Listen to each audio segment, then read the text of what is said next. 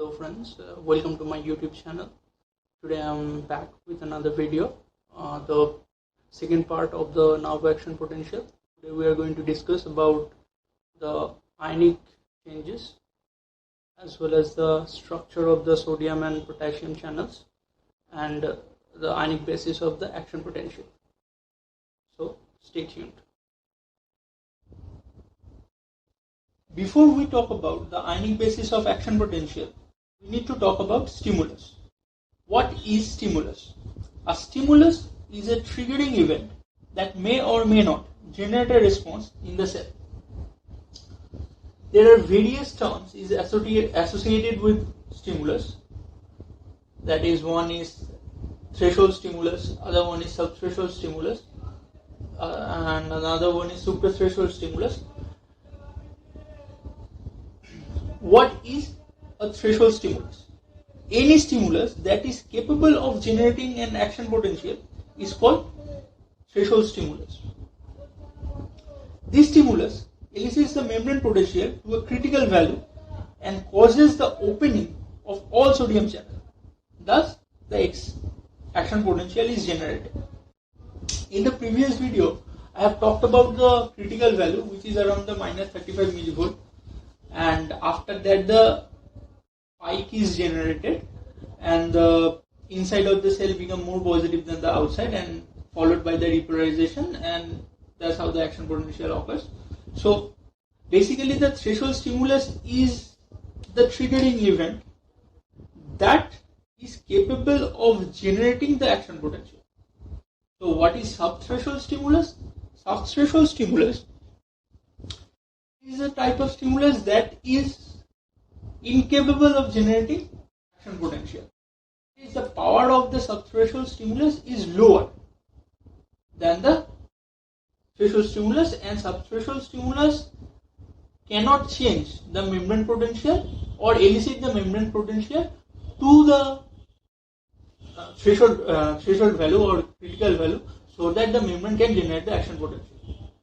The another term is associated with suprathreshold stimulus. Suprathreshold stimulus is greater than the threshold stimulus. That is, suprathreshold stimulus also can generate action potential, and its value is higher than the threshold stimulus. Now we come to the sodium channel, the structure of the sodium channel. Sodium channel is voltage gated. These channels are made up of proteins, and they are sensitive to voltage changes. Sodium channels has two gates, activation gates and inactivation gate. This one is activation gate and this one is inactivation gate.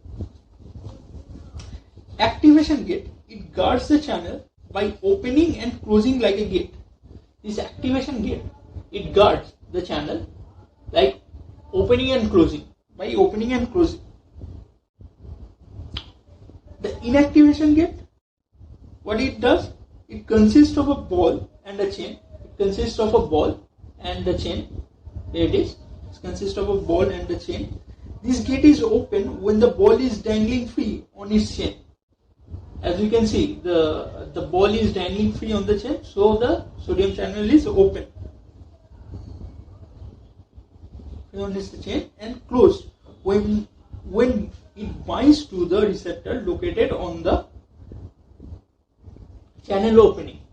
So here we can see what happened is that in the inactivation gate, it consists of a ball and a chain, and the gate is open when the ball is dangling free, but it gets blocked when this ball is bind to its receptor, which is located at here at the opening position of the channel, thus blocking the opening. Both gates, these activation gates and the inactivation gate, must be open in order to these both gates must be open so that sodium channel can pass through this channel. If any of these gates are closed, sodium channel cannot pass through the channel. Now, this sodium channel has three conformations. One, closed but capable of opening, which is inactivation gate. Here, inactivation gate is closed, but activation gate is closed, but the inactivation gate is open. So what happens is that when in the closed state but is capable of opening, inactivation gate is open, but the activation gate is closed. The second conformation is open conformation or activated state, this one, where both the inactivation gate and the activation gate both are open and sodium can pass through. And the third conformation is the closed and not capable of opening conformation. That is, activation gate is open but the inactivation gate is closed. So again, sodium cannot pass through the channel. This is the main structure of the sodium channel and its conformation.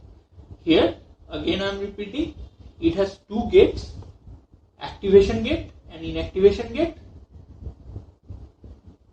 This channel is open when both activation gate and inactivation gates are open. Any one of these gates, if any one of these gates are closed, sodium cannot be passed through the channel. Next we are going to discuss about the potassium channel.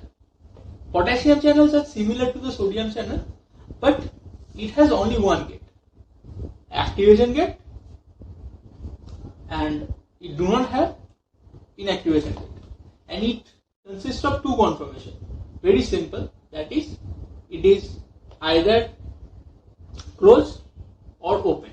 That is, either the activation gate is closed or activation gate is open. When the activation gate is open, potassium passes through. It is also voltage gated.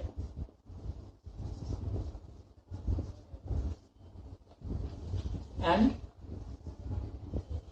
it has a unique characteristic, that is, it is slow to respond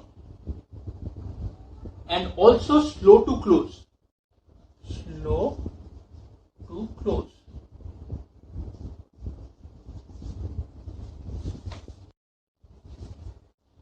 Now we are going to discuss about the ionic basis of the action potential. At resting state, both sodium and potassium channels are closed. Sodium channel's inactivation gate is open and the activation gate is closed. When a membrane starts to depolarize due to the threshold stimulus, activation gates of some of the sodium channels starts to open. What happens is the activation gate of some of the sodium channels starts to open. Sodium then moves into the cell, starts to move into the cell. This movement depolarizes the membrane further and opens the more sodium channels. As more sodium enters the cell and the membrane reaches its threshold, this causes opening of all the sodium channels and sodium rust inside the cell, and the spike is observed. So what happens is that when a threshold stimulus comes, some of the activation gate of the sodium channel become open and sodium enters the cell. This causes activation of the further sodium channels and more sodium enters the cell. So in this way, a threshold is reached. So when the threshold is reached, all the sodium channels become open. That is, the activation gate of all sodium channels become open. So sodium abruptly rushed into the cell, and the inside of the cell become more positive than the outside, because the concentration of sodium in inside now greater. At this point, this time, sodium channel starts to close inactivation gate. So what happens when during this period, at this peak period, when the inside of the cell is contain more sodium than the outside, sodium channel changes its conformation and close its inactivation gate. Once inactivation gate is closed, the channel become inactive, and this inactivation is only be released by repolarization of the membrane, which allows the channel to switch from inactivated state to activated state. So what happens is that at the peak, all the sodium channel become inactivated. How they become inactivated? The inactivation gate is now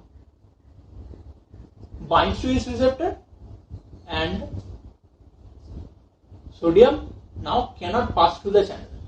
However, the activation gate still opens, but still sodium cannot enter through the channel. Now, this inactivation gate will only be released only when the membrane repolarizes. Until then, no sodium can pass through the channel. So simultaneously, at the peak of the action potential, K+ channel opens, and it is a delayed response also. This causes, at this peak point, when sodium channel become inactivated, potassium channel become activated, and the activation of potassium channel is a delayed response. So what happens is that due to the concentration gradient, it is more positive, and here if it is more positive and it is less positive, so due to the concentration gradient, potassium comes out of the cell very rapidly, and membrane repolarizes. As the potassium exits the cell, the membrane repolarizes. As I have told earlier that it has a unique property, this voltage gated potassium channel. It is slow to close also. So more amount of potassium is exiting the cell than it needs to be to attain the resting membrane potential. So that's why we get a tiny portion here in the graph, which is called hyperpolarization. So hyperpolarization generates due to this slow closure property of the potassium channel. It is very important. The various questions come from this area. So what happens is that at hyperpolarization state, the cell inside of the cell is more negative than it should be. So here a key component comes into play. Here sodium, potassium, ATPase become activated. What sodium, potassium, ATPase does? Sodium, potassium, ATPase pumps 3 sodium out of the cell, pumps 3 sodium out of the cell, 3 sodium out of the cell, and 2 potassium into the cell. Actively 2 potassium into the cell, and the membrane resting membrane potential is attained. So this is the ionic basis of action potential, and we have thoroughly discussed this. And there is 2 terms is also come to examination. It is very important. That is refractory period. Refractory periods are 2 types. So let me clean this.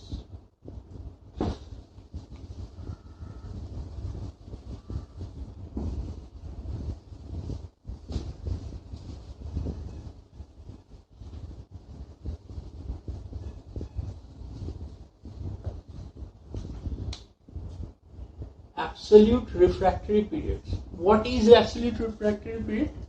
During the first phase of the repolarization, that portion, when inactivation gate is activated, sodium channel. This is the inactivation gate of sodium channel. It is activated.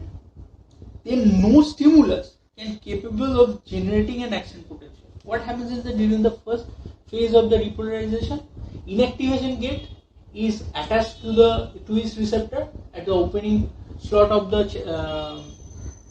sodium channel. So no sodium can pass through this channel.